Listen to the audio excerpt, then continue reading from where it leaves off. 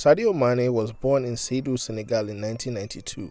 Though his father forbade him to play football, it did not stop the future Liverpool man. He was raised by his mother after his father passed away while Sadio was 11.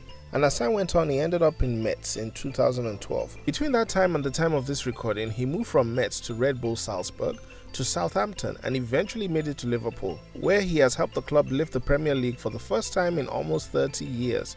He's adored by the Liverpool fans and is highly coveted by any team challenging for the annual Champions League trophy. One team in particular have been trying to acquire the versatile forward, and that team is none other than Real Madrid FC, one of, if not the biggest team in Europe. With his name consistently thrown around as a priority signing for the club, it may be a matter of time before he moves to the Bernabeu. So what if Sadio Mane eventually transferred to Real Madrid? That's what we'll discuss today on Green Click. By the way, be a friend and subscribe, click the notification button to get alerts, and like the video to help us make more videos we love about our amazing continent. Let's dive in. The rumors of Sadio Mane headed to Real Madrid will never stop.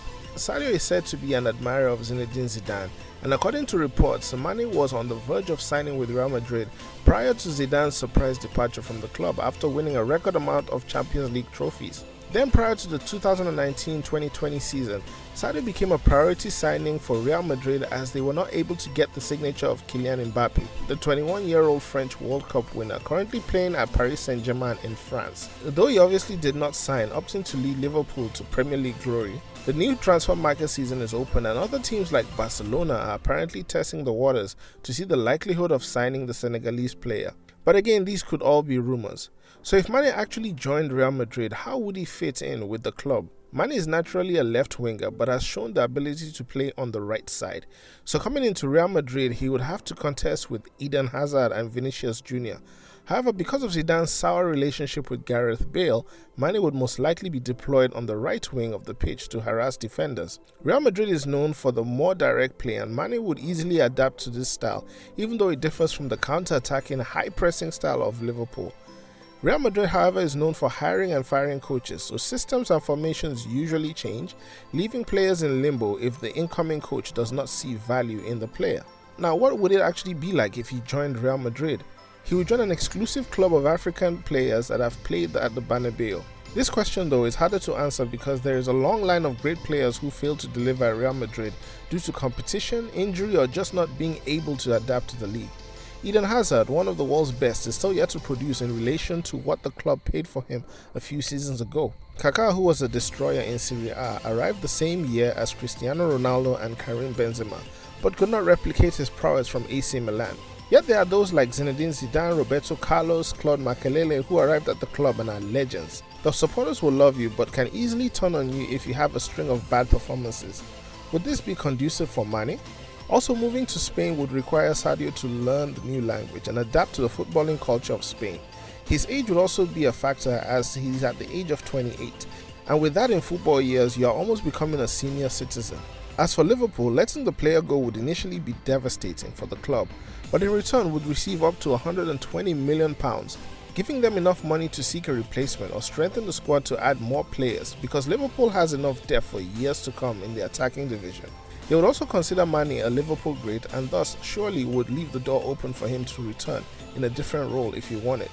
Sadio Mane would always love Liverpool and Liverpool will always love him back. Realistically though, Mane moving to Real Madrid will not be shocking. However, it may not be a wise move for him at this stage of his career. He has won every trophy possible in England and has won the biggest prize in European football. So a move to another high-profile league would not hurt him as he would be paid more than the £200,000 he gets per week at Liverpool.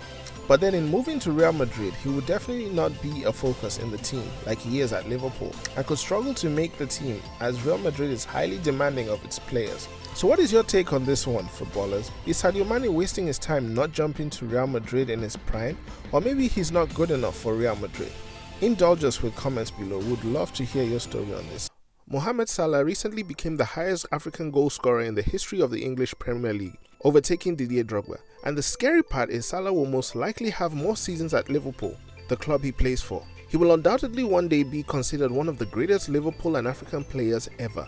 However, he will also be known as a missed opportunity for Chelsea FC, his original English club. Inexperience, competition and clash of personalities scarred his Chelsea run. But one has to wonder, What would have happened if Mo Salah never left Chelsea? Would he be as prolific as he is today? That is what we'll discuss today on Africa Assemble. By the way, be a friend and subscribe, click the notification button to never miss our videos, and like this video to help us make more content you love about our amazing continent. Let's dive in. Mohamed Salah Hamed Marous Ghali was born in Bassioun, Egypt in 1992.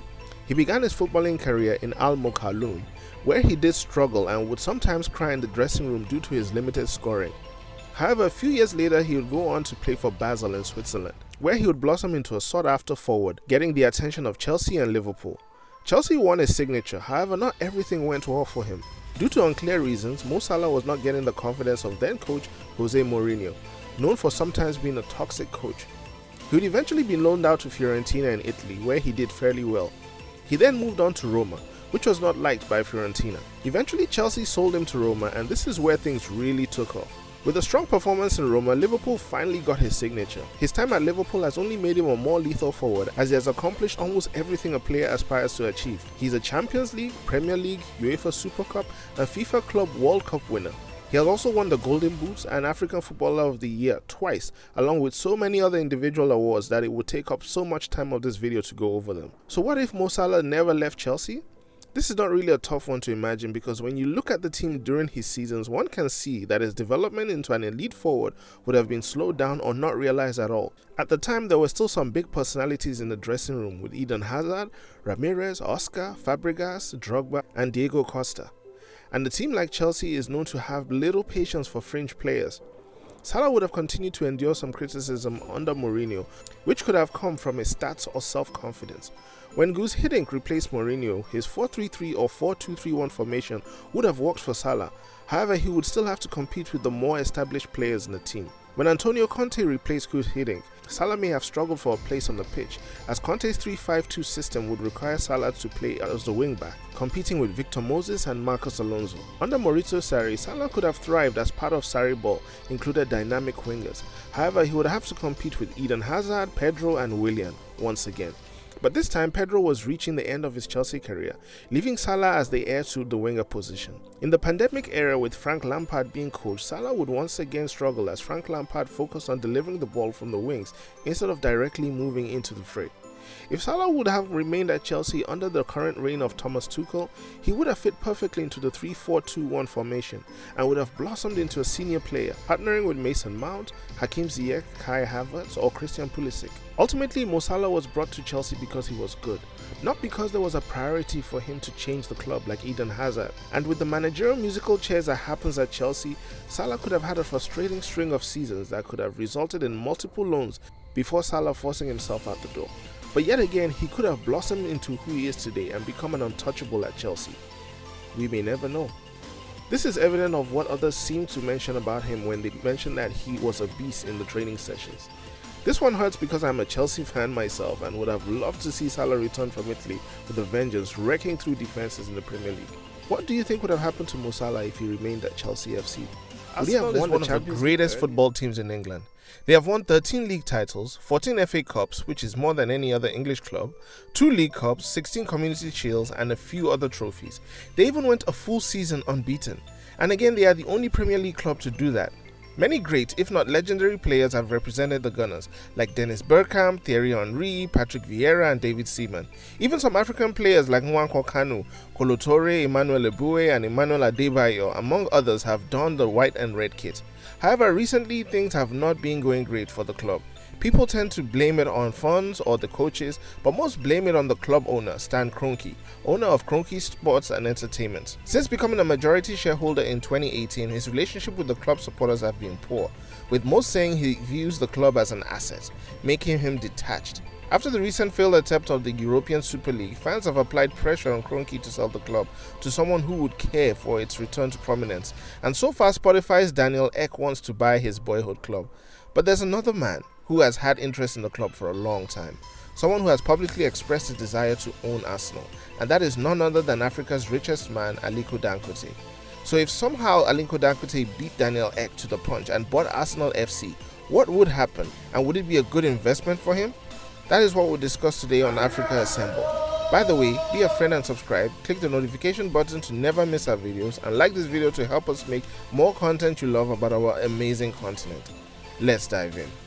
Aliko Dangote has been a long-time fan of the Gunners, and as seen on his interview on the David Rubenstein show, he intends to buy Arsenal FC in 2021, but the only thing stopping him is his focus on completing some projects.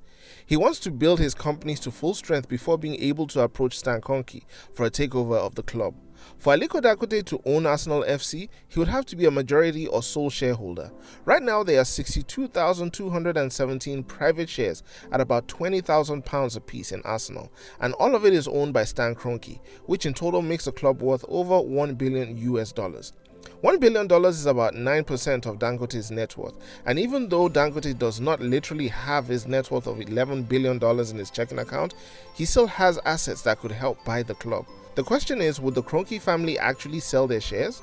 Well, it would depend on the offer, as pressure from the Arsenal fans has not deterred the family from letting any shares go. If Mr. Dangote was actually successful in a takeover, what would possibly happen? The truth is, it will be refreshing at first, as Arsenal supporters will be happy that someone who actually cares about the club now owns the club.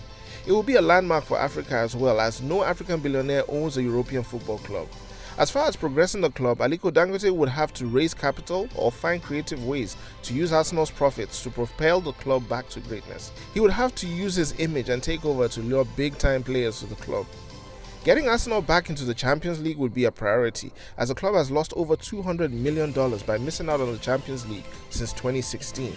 However, boosting Arsenal would be more complicated due to Dangote's residence being thousands of kilometers away from London. His purchase of the club would also bring a list of possible sponsorship deals and TV deals, while expanding the list of players entering into the academy system.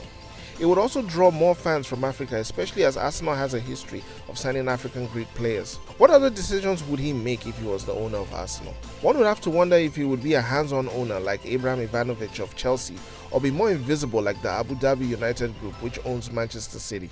In conclusion, Dangote buying Arsenal would be monumental for Africa and refreshing for Arsenal fans all over the world. All things would not be great though, as Dangote would have to work hard to use his influence to build Arsenal back to the club that would once strike fear into its opponents on the football field. So now this video is going to be different from others that we have on Africa Assemble, because this is a heavily opinion-based video. I didn't even write a script for it, so I'm just going ahead and I'm just talking. I am trying to compile the greatest African talent on football together and put them in a team, put them in a formation, and see what the best formation would be and if this team actually holds against the rest of the world. But anyways, that's what we'll discuss today on Africa Assemble. By the way, be a friend and subscribe. Click the notification button to never miss our videos, and like this video to help us make more content you love about our awesome and amazing continent. Let's dive in.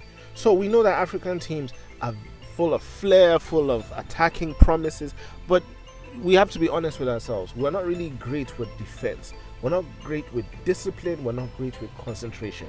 Look at what Nigeria did against Argentina in the last World Cup. They just had to hold on. They lost. Look at what happened to Ivory Coast in 2014, I believe it was, against Greece. They just had to hold on, but they couldn't. So, how am I going to form my team? I think the best formation is not the 4-4-2 or the 4-3-3, even though I'm saying we're not good with defense. So the 3-5-2 is the one I went with. The 3-5-2 works because you have the three at the back, and then you have the wings on the left and on the right that can come back and help, and they can choke up the defense on the counter. Right, and then you have the one midfielder in front of the three that bombards, that disrupts play, and then you have the two creative people ahead of him that he can pass the ball to, and then those two creative people can actually now give the ball to the strikers who can do things, or they can play with the four. Eventually, when you're attacking, you have the wings, and then you have the two strikers, and then you have the two creative midfielders behind. So that's why I think would work for Africa, the 3-5-2. So my list of them would be, as far as goalkeeper, I just think Essam El Hadary is the best. I mean, come on. The Egyptian is known around the world. He was the oldest player ever in the World Cup. So I think there is no one close to him as far as that. As far as the back, I put Lucas Radebe from South Africa in a central defense. I think he's very great. I think he's tall, he's lanky, and I think he actually has the discipline. And on the right side of him, where Lucas Radebe lacks the physicality, I ended up putting Sami Kuffour. Sami Kuffour, if most of you guys don't remember, played for Bayern Munich. He's a Champions League winner. He's a Bundesliga winner. He's awesome. I think he's a legend in Ghana. On the left, I didn't have anyone else, so I decided to put Celestine Babayaro. I think Celestine Babayaro is good. He's the one that made me love football. He's the one that made me want to play defender when I was playing in college. So in front of the three, I ended up putting Sadio Keita. I think Sadio Keita is very talented, and I believe he is very versatile. He can play anywhere in that central pivot. So if you decided to change the game halfway through, I think you can move him to other places. So I have him protecting the other three. In front of him, I put JJ Okocha on one side. You guys know JJ Okocha. He's so awesome, they had to name him twice. He was, an influence to Ronaldinho. Ronaldinho actually was under his shadow. The only problem with JJ Okocha is inconsistency. On the right side of him, I ended up putting Abedi Pele. Abedi Pele is the African Maradona, in case you guys don't know. And I put him there because even though JJ Okocha is good with the flair, JJ Okocha is not known for scoring wonderful goals. But Abedi Pele is aggressive. And so I put him there because he's a dribbler. He runs at you, he dribbles, he's a playmaker. So I put him there. On the left side of the wings, I put Sadio Mane. As far as an African footballer, he's the greatest right now. Look at his goal against Arsenal. Just look at him, his speed and everything. He's great, and he's improving. He's not great on the defense, but he's improving. On the right side, I had a choice between Salah and Mahrez, and I just decided I had to go with Mahrez. Even though Salah is good and he's quick, Mahrez is all-round better. Look at his goal in the last African Cup of Nations. He's very good, he's very talented, and he's kind of better defensively if you actually think about it. He's actually better defensively. The two strikers at the top was very difficult because ideally there would be between three people I had to pick. One, definitely Didier Drogba. The guy is powerful, he's big, he can shoot. When it comes to defense, he can actually defend. If you looked at his last Chelsea game, I think it was against Barcelona or Bayern Munich, he was defending up top. He's a very good defender actually. He's powerful and he's a game winner. You can depend on him to win games for you. He's shooting, he's strong, he can jump, he's very physical. So I had him on one side, definitely. The other one was very difficult because I had to pick between Weah and Eto'o. Weah, Eto'o. I just had to go with Weah because Weah was kind of the innovative. He was the one that changed the ideas of strikers because he just didn't sit in the box, right? He carried the ball also from the back inside. So if there's no creativity from Mane or Mahrez or Kocha and Abedi Pele couldn't help, you could actually depend on him to try be a playmaker as a striker. So yeah, Eto'o missed out. But anyways, hopefully you guys won't kill me. Hopefully you guys won't hate me. But this is the list I came up with. I would awesomely love it if you guys would actually show me your formations and who you would pick in there, because this is an awesome conversation. I'm sure there will be some names that I completely forgot about that you guys would mention, and that would be awesome. But please be respectful in the comments below, but I would awesomely love to hear your point of view. As far as substitutions, I ended up putting Samuel Eto'o, of course. I put Essien because Essien could replace Keita as a defensive midfielder. I put Vincent Nyama to replace the goalkeeper in case anything happened. And I put Yaya Toure. Yaya Toure, one of the greatest as well, but in this formation, I just couldn't see where I could put him.